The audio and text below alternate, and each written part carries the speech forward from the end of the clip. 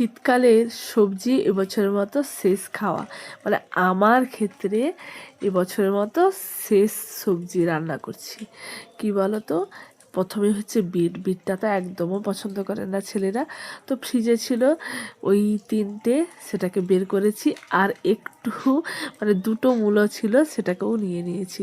তো এই যে বললাম এবছরের মতো শেষ, যদিও বিট সবসময় এখন পাওয়া যায়, বিট গাজর, কিন্তু আমার এবছরের মতো শেষ। সাথে ওলকপি আলু দিয়ে সমস্ত রকমের সবজি রান্না করব, আর করব চালতা চাটনি আর মাছের ঝাল। তো আমার এই সবজি রান্নার জন্য 5 ফোড়ন পেঁয়াজ লঙ্কা অলরেডি তুলে দিয়েছি, তারপরে কিন্তু আমি সবজিটা দিয়ে দেবো।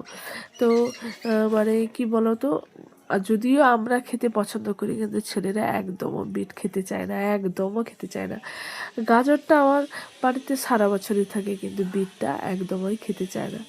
তো আমি আদাকে থেতো মানে হামাদিস্তাতে থেতো করে রেখেছিলাম, তো আদাও দিয়ে দিলাম, দিয়ে ভালো করে কিন্তু নেড়ে চেড়ে নেবো। দেখতেই পাচ্ছ আদাটা দিলাম, দিয়ে ভালো করে নেড়ে চেড়ে ঢাকা দিয়ে দিয়ে করবো, কারণ বিটটা একটু শক্তই হয়। তারপর অনেক দিন ছিল তো, আর ওই জন্য একটু মানে শুকনো শুকনো হয়ে গেছে।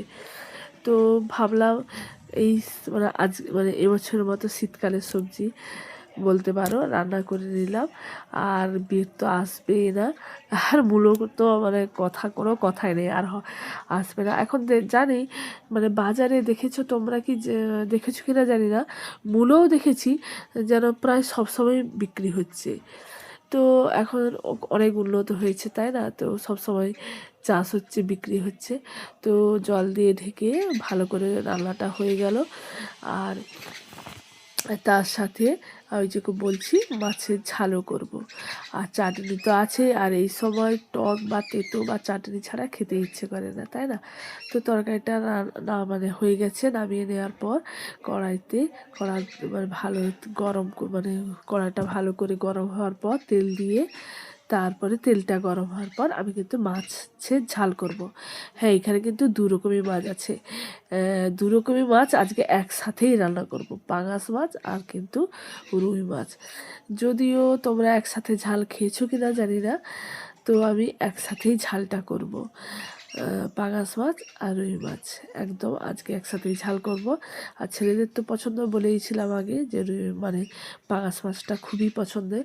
আর তোমরা তো আমার ভিডিওতে এত সুন্দর সুন্দর কমেন্ট দাও, আমার কিন্তু খুব খুব ভালো লাগে, মানে ভিডিও করার ইচ্ছেটা যেন আরও বেড়ে যায়। এত সুন্দর সুন্দর কমেন্ট দাও আমার সময় উপযোগী দিদিভাই, বর্ণালী দাসকরণ দিদিভাই, কল্যাণী বিশ্বাস দিদিভাই, মামনি দিদিভাই।